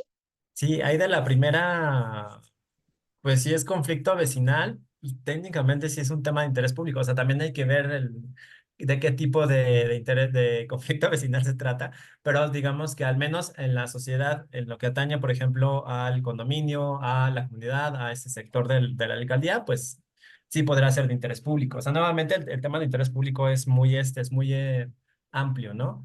Y, por ejemplo, el tema de los deudores alimentarios, claro que sí es un tema de interés público, ahí es un tema de idoneidad, pero también es un tema que atañe, por ejemplo, al prestigio de las personas que nos van a representar, ¿no? Entonces sí, ese sí es un tema de interés público. Y claro, ahí también el tema es que hay que documentarnos muy bien de efectivamente cómo tenemos registrado que X o Y servidor público, candidato político, fue un deudor o es deudor alimentario para poder, pues, digamos, estar preparados por si esta persona es de piel sensible y pueda presentar una demanda o algo así. Ujú. Nos ponen acá, en caso de redes sociales, si el discurso en comentarios sobre X o Y candidato o servidor público incita al odio con comentarios ofensivos, más que criticar su carrera política, ¿es válido ocultar comentarios y no incide en la libertad de expresión? Ahí, bueno, corrígeme si me equivoco, Leslie, pero fue más sobre la expresión del candidato, ¿no? Si nos pone en caso de redes sociales, si el discurso en comentarios sobre X o Y candidato o servidor público incita al odio con comentarios Mm. ofensivos más que criticar su carrera política, ¿es válido ocultar comentarios y no incide en la libertad de expresión? Creo que sí iba dirigido justo al servidor. Sí, ya, ya, ya. Híjole, no, esa parte es muy delicada. A ver, el tema, por ejemplo, de criticar a candidatos o servidores públicos es básicamente sobre su trayectoria o bien sobre sus funciones o sobre lo que han hecho respecto a sus funciones, sí, pues básicamente al desempeño de su cargo. Ahí el tema, por ejemplo, es si nosotros ocultamos los mensajes. Ahí digo, esto es bastante interesante. Algunos litigantes o algunos usuarios de Twitter, de X, han promovido, por ejemplo, del otro lado, cuando es un servidor público y los bloquea, por ejemplo, no les permite el acceso a los comentarios, han interpuesto juicios de amparo en los cuales se los han dado porque básicamente es una restricción para ellos el poder debatir con el servidor público o en la cuenta del servidor público respecto a pues este derecho a poder debatir, ¿no? Si el servidor público se está exponiendo en una red social sus opiniones, pues también tiene que recibir las opiniones de las otras personas y también no bloquear a la gente, ¿no? Que ese Ujú. también es como de los temas que se han movido. Y el otro, particular sobre las, pues digamos, como opiniones, pues digamos, chocantes o insultantes, sí hay que tener cuidado. Nuevamente les digo, no hay un derecho al insulto garantizado en la Constitución, entonces, sí hay que tener como cuidado en qué expresiones podemos usar o no en nuestras columnas de opinión o en nuestros tweets o en nuestros blogs. Ahí, por ejemplo, regresaría a el caso del doctor Aguayo, pero en el primer round, digámoslo así, él, Humberto Moreira lo demanda por una columna y en la columna, por ejemplo, Sergio Aguayo utiliza más o menos una frase de que Humberto Moreira huele a hedor corruptor, ¿no? Una cosa así, como bastante que digamos que sí podrá chocarnos si nos lo dicen a nosotros. Pero, pues técnicamente no hay un insulto ahí. O sea, digamos, sí es un tema sensible, sí es un discurso chocante, pero no hay un insulto tal cual como les ponían el ejemplo de, bueno, ya el que fuera ta, ta, ta, ta, ta, ¿no? O sea, como mentándole la madre, pues. Entonces, digo. Ahí habría que tener mucho cuidado con el uso de X y esa posibilidad de ocultar mensajes o de no participar como en el debate público a través de esa herramienta. Ujú. Sí, de hecho, hace un poco un chico, un abogado de Twitter, presentó una demanda de amparo en contra de la ministra Lenia Batres porque lo bloqueó de Twitter. Justo. Muy interesante este caso. Nos ponen acá, tengo dudas sobre publicar fotos de personas que han sido detenidas, pero aún no han sido sentenciadas. Uy, ese es un tema bastante fuerte. A ver, digo, eso también da para como un taller, Lenny, no me dejará mentir, pero el tema de presunción de inocencia y libertad de expresión, sí es algo como bastante delicado. A ver, el ejemplo, por ejemplo, perdón por el pleonasmo. En el Estado de México hay una exposición en redes sociales de la Procuraduría de gente que sale golpeada y que es detenida. Entonces, digo, no soy experto en materia penal, pero lo más seguro es que hubo tortura en la detención. Entonces, y les ponen como este bancito y creen que ya con ponerle Alfredo N ya están cubriendo la presunción de inocencia. A lo que voy con esto es que desde los medios de comunicación hay que tener muchísimo cuidado con la exposición de personas detenidas Por ejemplo, si estamos viendo que la persona es golpeada, pues la verdad es que yo, al menos si fuese jefe editorial, diría, no publiques la foto, ¿sabes? Nada más pon ahí la información, si quieres pon una foto un poquito más abstracta, algo así, pero no publiques la foto de una persona que posiblemente fue víctima de tortura y que aparte fue detenida, ¿no? Entonces, ahí, por ejemplo, lo que han hecho algunos medios de comunicación es cubrir la cara, cubrir el rostro, etcétera. Hay también un tema, y aprovecho también ahorita que fue la pregunta, porque seguro también a algunos también les habrá salido esa duda de si son servidores públicos, ¿no? Por ejemplo, si salió, yo recuerdo ahorita hace un año más o menos, la Fiscalía General de la República publicó en X pues un mensaje, un Twitter, no, bueno, un mensaje pues, donde venía que se había iniciado una carpeta por enriquecimiento ilícito, si no me equivoco, a Samuel N., gobernador de Nuevo León. Entonces, o sea, sabemos que Samuel García solamente, pues de todas maneras, pues, lamentablemente Samuel García, como cualquier otra persona, tiene presunción de inocencia cuando se le inicia una investigación, ¿no? ¿Qué digo? Ahí no se le notificó como tal, pero pues al menos se le hizo saber que ya le habían iniciado una carpeta. Pero digo, esos temas nuevamente sí dan para un taller muy específico sobre presunción de inocencia. Ahí mi recomendación es, por ejemplo, no publicarla si la persona sale golpeada. O sea, ahí sí, sí o sí, preferiría no, que no se publicara. Y claro, la bandita, el N, el Alfredo N, etcétera, ¿no? Y también manejar en el texto, esto también es muy importante, en el texto o en la entrevista o o en el video, manejar siempre que es presuntamente responsable o se le detuvo por X delito, etcétera. O sea, sí manejar siempre la presunción de inocencia en la redacción o en el video o en el guión. Sí. Sí, incluso hay fiscalías, por ejemplo, la de la Ciudad de México, que creo que no me he fijado si lo sigue haciendo, debería que sí, pone hasta abajo, ¿no? Esta persona se le presume inocente hasta que todo, o sea, como que toda la leyendita justo para cuidar ese tema. Muchas gracias, Víctor. Aquí hay otra que nos ponen, ¿en qué estados todavía es delito la calumnia, daño moral o este tipo de agresiones que argumenta Moreira por parte de Aguayo? Uy, bueno, a ver, Moreira lo que hizo fue presentar una demanda por daño moral. O sea, aquí en materia civil, el daño moral por regla existe en todos los códigos civiles del Estado mexicano, ¿no? En los 32 códigos civiles, incluyendo también bueno, también en el federal. Lo que aquí deberíamos de pugnar desde sociedad civil y también desde el gremio periodístico y desde también creadores de contenido, es que se regule la figura de la malicia efectiva. Esta figura de la malicia efectiva es una salvaguardia a la libertad de expresión para ponerle un candado a las personas, servidores públicos o también a las personas con proyección pública para poder presentar estas demandas y les subes el estándar probatorio. O sea, por ejemplo, aquí hay un tema como muy interesante. Si uno de mis amigos muere en un asesinato y lo veo en el Ovaciones, la foto, pues es un impacto bastante grande. Si la familia me pregunta si puede presentar una demanda por daño moral contra el medio de comunicación, yo diría que sí es viable y que no necesitará la malicia efectiva. ¿Por qué? Porque esto fue un tema de dignidad de las víctimas, ¿no?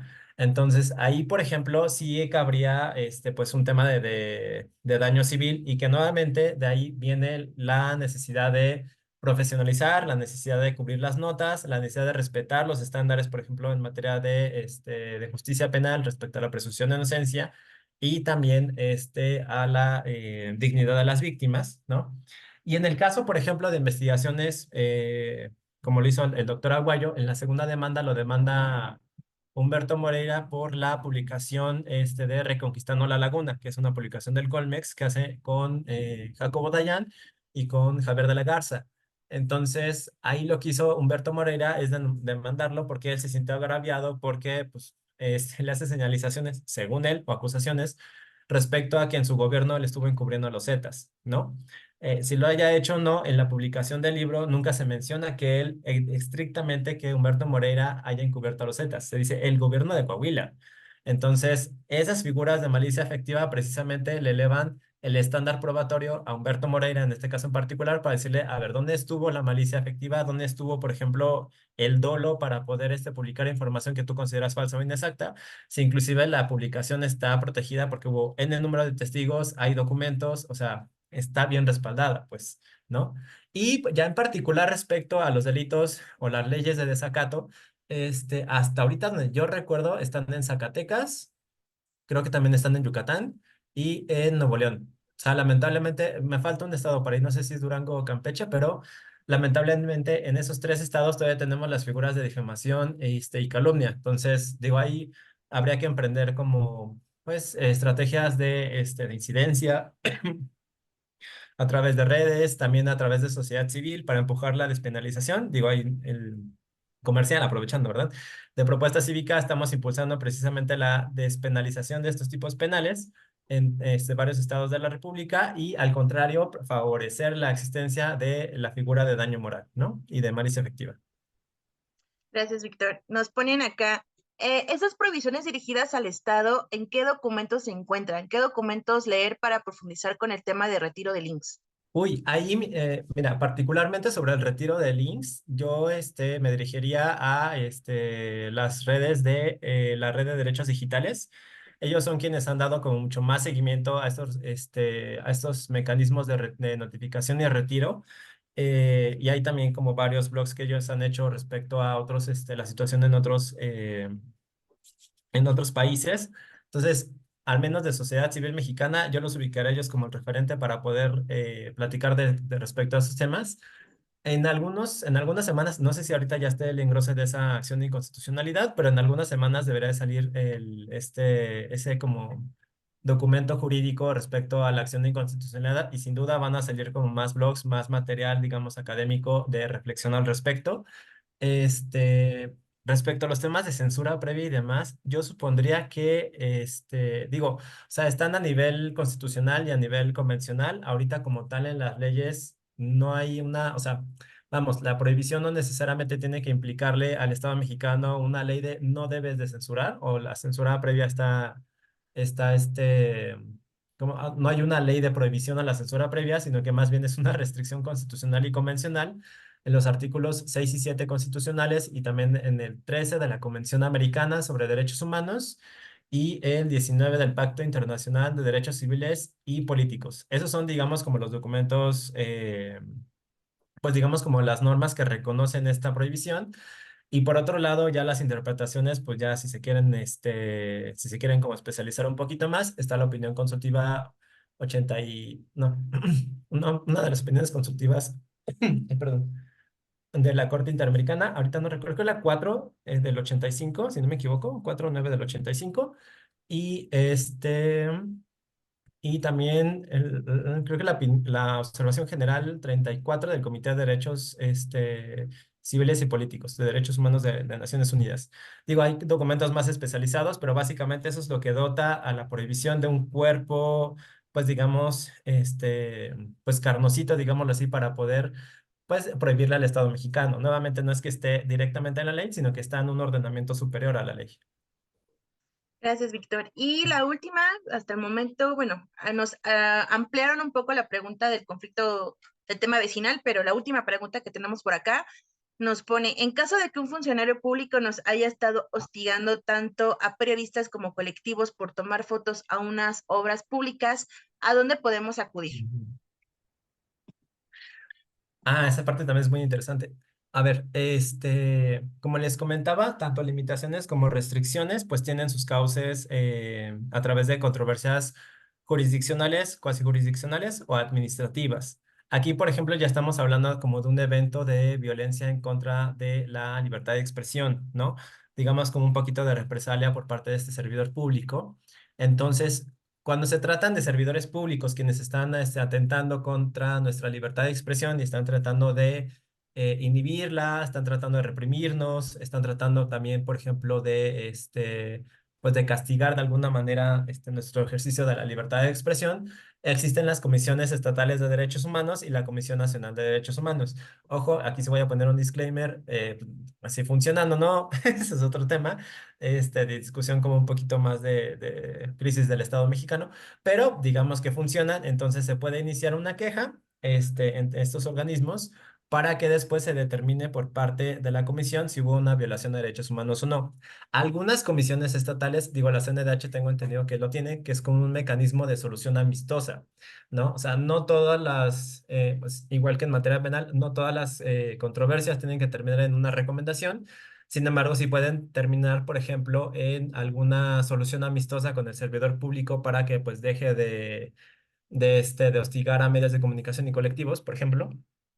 Eso sí se puede hacer, digo, también depende del estado. Si fue, por ejemplo, Ciudad de México, creo que Baja California tiene un mecanismo como muy raro, pero no garantiza una solución amistosa durante el procedimiento. Entonces, eso también se podría checar, ¿no? Sí recomendaría, por ejemplo, que se iniciara, una queja, pues, colectiva respecto a este servidor público y que se impulsara también ese proceso, porque también son mecanismos que existen en el Estado mexicano y que, digo, salvo la nacional, ¿no? Pero que a nivel estatal deben de funcionar y que debemos de exigir que funcionen. Muchas gracias, Víctor. Y tenemos aquí por acá que se me fue una que nos pusieron. Me genera dudas la censura de los administradores de las redes sociales. Uf, digo, nosotros también, digo, ahí sí es un tema como bastante novedoso, les repito, o sea, son mecanismos en los cuales, pues básicamente ellos se tienen que autorregular. Podemos exigir, por ejemplo, a Google, a estas grandes empresas, como en movimientos que se han hecho en otros países, de generar como una mejor regulación de estos mecanismos. ¿Por qué? Porque, pues básicamente, digo, hasta esto lo vuelvo a mencionar como en términos de estándares, como de, no aquí en México, pero sí, por ejemplo, en regulación, creo que fue en Brasil, donde sacaron recientemente, bueno, no recientemente, como hace un año, una regulación muy específica sobre libertad de expresión y el ciberespacio. Y ahí lo que comentaba en el foro en el cual yo asistí, la experta, es que, a ver, hay niveles de regulación en el Internet. Está el del total liberación son las personas, son los intermediarios los que tienen que poner la regulación del contenido. Y por otro lado había un nivel de semi-regulación, luego un nivel de regulación extrema y un nivel como de casi casi control del Estado. Entonces, ahí, por ejemplo, ¿qué modelo nos favorece o no? Pues la verdad es que es muy complicado en estos momentos de decirlo, ¿no? Yo ahorita no me atrevería a decir como de, claro, necesitamos una ley específica para poder regular las leyes sociales, digo, las redes sociales, porque Leslie no me dejará mentir, pero en México lo que tenemos es sobreregulación de todo. Entonces, lo más adecuado en estos momentos, si me lo preguntan a mí, es dejar que los intermediarios tengan sus regulaciones y exigirles a ellos, porque también son sujetos, digámoslo así, obligados para garantizar la libertad de expresión como una teoría como mucho más amplia, mejores regulaciones, ¿no? Ahí sí, por ejemplo, YouTube sin problema podría cambiar su mecanismo de notificación y retiro a un mecanismo de notificación y notificación que sería como algo mucho más garante y que podría permitir a la persona creadora de contenido el poder debatir esta notificación que le acaba de llegar, ¿no? Por ejemplo, nuevamente en este caso que nos llegó en propuesta de los periodistas o los medios a los cuales le retiraron o les bajaron su transmisión de los debates presidenciales. En este mecanismo de notificación y notificación le hubieran dicho como de, oye, ¿sabes qué? Me llegó esta notificación, ¿qué sucede aquí? ¿No? Ah, bueno, a ver, no estoy robándome la señal de Telemundo, sino que es la del INE, ¿no? Entonces, ahí hay como mucho más apertura. Sin embargo, pues sí, o sea, claro, nuevamente es un tema que ahorita, esto es una postura personal nuevamente de alguien que no es experto, pero sí yo propugnaría porque sean a las redes sociales quienes se autorregulen y que no sean que digamos que no se le deje esa tarea al Estado, porque, y esto también es bajo el contexto político, toco madera, no salgan con regulaciones como bastante alarmistas o pues digamos restrictivas, ¿no? O sea, no podemos confiar ahorita en el gobierno en turno. Esa es mi apuesta, pues. Gracias, Víctor. Y bueno, la persona que nos preguntó sobre el tema vecinal nos puso acá en el chat. Hay periodistas con medidas cautelares y andan de fanfarrones con sus escoltas exponiendo a gente en algunos eventos, cuando se decía que ellos estaban con cierto grupo criminal, que hasta un punto puedo exponer los hechos. Ah, Uy, está bastante fuerte. A ver, voy a poner un poco de contexto y esto también es como, digo, me estoy saliendo un poquito de los temas del taller, pero digo, la gente que está en el gremio periodístico sabrá o no que existe un mecanismo de protección para personas defensoras y periodistas en México, ¿no? Y que este mecanismo de protección pues garantiza a personas defensoras y periodistas en riesgo medidas de protección físicas que podríamos decir van desde un botón de pánico, que a veces funciona, un número de emergencia de Secretaría de Seguridad Pública, o en el peor de los casos, pues vehículos blindados y escoltas. Y digo en el peor de los casos porque pues son medidas como muy duras, ¿no? Depende mucho del contexto, pero existen también como estas medidas que puede ofrecer el mecanismo. Yo supondría que este caso en particular es de un periodista que tal vez tenga sus medidas de protección por parte del mecanismo y tenga escoltas y realiza una cobertura de eventos públicos. Ahí hay que tener muchísimo cuidado. Digo, si es un tema de interés público o no, yo la verdad diría que no. O sea, también si llega como a rayar como en este mal uso de las medidas, porque claro, o sea, no estoy diciendo que todas las personas que tengan medidas de protección por parte del mecanismo tengan un buen uso. Claro que hemos documentado malos usos de las medidas de protección. Sin embargo, sí habrá que tener mucho cuidado de cómo, por ejemplo, si los escoltas son particulares, si son otorgados por el Estado, y si son otorgados por el Estado, pues sí habría un mal uso, por ejemplo, de las medidas de protección, y ahí, por ejemplo, sí caería en el interés público. O sea, ahí sí, digo, no estoy diciendo que todos sean unas santas palomitas, pero la verdad es que si están haciendo mal uso de las escoltas, pues la verdad es que sí hay un mal uso del recurso del área público, inclusive de medidas de protección que se les podrán dar a otra persona que más lo necesita, ¿no? Y por otro lado, si son escoltas privados, pues también hay un abuso ahí, digamos, como de la fuerza privada para poder, pues, entre comillas, pues no ni siquiera reprimir ni, o sea, técnicamente una escolta, pues tiene como esta facultad de inhibir cualquier situación de inseguridad hacia nuestro alrededor. Y si el escolta está siendo utilizado solamente para agredir personas porque están existiendo ahí al lado del periodista, pues la verdad es que también es un mal uso y sí podría, ¿no? Gracias, Víctor. Y bueno, tenemos las últimas dos preguntas, bueno, que son tres, pero son compuestas dos. Nos Ujú. ponen, hace poco seguían al hijo del presidente sacando videos de él afuera de su casa. ¿Ahí cómo se interpretaría legalmente relacionado con la libertad de expresión? Es algo de interés general, pero interviniendo en la vida privada. Algo similar pasó con la esposa de Duarte, quien vivía en el extranjero, o creo que sigue allá y pusieron su dirección y la grabaron. Uy, ese sí está muy fuerte. Nuevamente, esos son de los casos en donde, repito, raya como en esta parte en donde, pues, hay un interés público. A ver, hay un interés público en saber en qué se gastaron, por ejemplo, no sé, la pareja de Duarte y él mismo en el dinero del erario público o la malversación de recursos. Sí. Hay formas en las cuales se puede reportar, sí. Que sea un contenido donde la persona esté saliendo de su departamento, posiblemente de su departamento en Francia. Uf, complicado, ¿no? Ahí también hay que tener como muchísimo cuidado. A ver, la vida íntima, ¿cómo nosotros interpretamos la vida íntima? Pues, o sea, el hecho de la vida íntima es básicamente, podríamos, digamos, como en una interpretación burda y sin entrar como a debates teóricos, es lo que pasa en mi casa y de afuera, ¿no? O sea, mi vida íntima es básicamente lo que yo hago. Por ejemplo, si a mí me gusta ver dramas coreanos después de 6, 8 horas ¿cómo se llama? De trabajo, y me estoy echando 2 litros de helado para acompañarlo, no es de interés público. ¿Por qué? Porque está pasando en mi esfera íntima, ¿no? Si esta persona está saliendo de su departamento, bueno, si es que estamos, o sea, ahí también el tema es cómo estamos.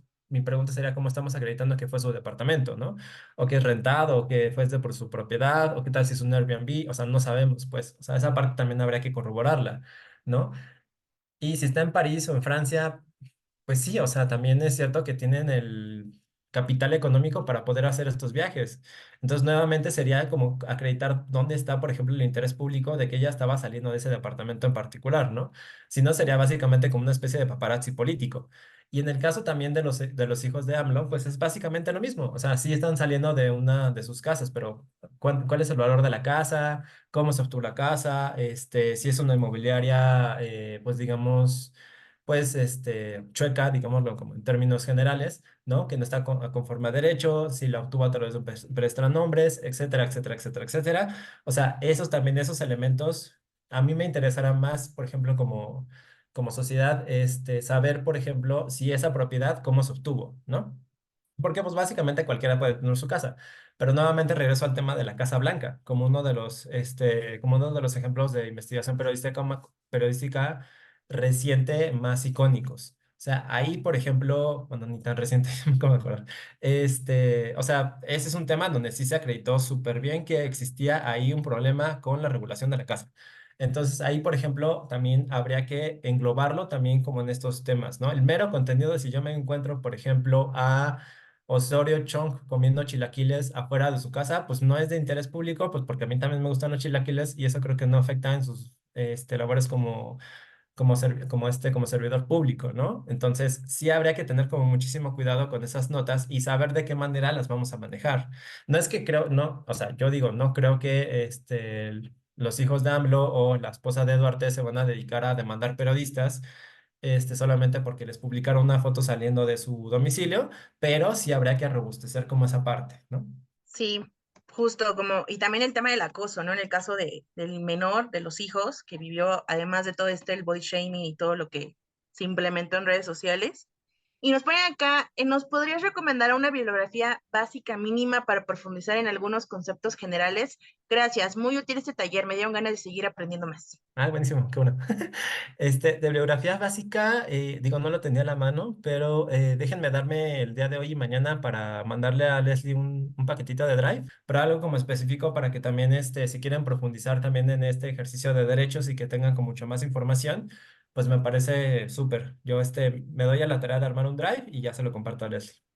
Y además, si pueden seguir las redes sociales de Propuesta Cívica, la verdad es que tienen campañas bastante buenas. Hace poquito te lanzaron una, no sé cuánto tiempo tienen, sobre historias de Ujú. diferentes periodistas. Me parece bastante bueno también, pues que retomemos, además de lo académico, pues el ejercicio de lo que hace la organización. Y para finalizar, en el mismo tenor de la pregunta sobre vecinal, bueno, el conflicto, nos ponen el nombre de la persona del medio que es voz de la noticia y nos comenta también que, bueno, en el ejercicio de su función dentro del periodismo, hace actos de revictimización hacia niños y mujeres víctimas de violencia. Si hay alguna clase de sanción a ella, a esta, bueno, a la persona o al medio de comunicación. Uy, a ver, esto ya estamos comentando como la asesoría jurídica, pero sí habría que tener como mucho cuidado ahí. Yo recomendaría acercarse a la familia y saber cuáles como los canales, ajá, respetar la voluntad de las víctimas, pues, a lo que voy. O sea, y analizar también las notas. O sea, hay algo ahí que también habría que tener como muchísimo cuidado, es no instrumentalizar a las víctimas. Y esto se dio mucho, o sea, en el contexto político, digo, los que siguieron los debates presidenciales o sea, lo vieron en vivo, de cómo de repente era como, y le mando un saludo a X madre de una familiar periodista que ha seguido mi campaña. Es como, o sea, eso da mucho. Es muy, pues sí, es bastante lamentable que se haga ese tipo de situaciones. Si la persona tiene contacto con las víctimas, pues que hable con las víctimas y diga que si quiere o no hacer como alguna especie de derecho de réplica o inclusive también, pues en el peor de los casos, o digo el peor de los casos porque los procesos civiles son larguísimos, pues iniciar un procedimiento de demanda por daño moral. Pero nuevamente yo estoy hablando aquí con total desconocimiento de la causa y pues básicamente eso ya se daría como para una asesoría, ¿no? O sea, básicamente el primero de las cosas que yo recomendaría es acercarse a la familia y saber qué es lo que ellos quieren hacer y también qué es lo que se quiere reclamar, porque hablar aquí de lo que quiere una víctima o no desde un punto de vista jurídico es más bien hablar de las alternativas, pero yo no sé si la víctima quiere demandar, si no quiere demandar, ¿no? O si quiere hacer un derecho de réplica, ahí habría que tener muchísimo cuidado con ese tipo de situaciones. Muchísimas gracias, Víctor. Bueno, al parecer creo que fueron todas y la verdad es que este tipo de ejercicios también aproxima no solamente el conocimiento que ya adquirimos, sino también pues este intercambio de aclaraciones sobre lo que vivimos en el taller. Y no me queda más que agradecerte enormemente pues tu tiempo, tus saberes, justamente a responder estas preguntas.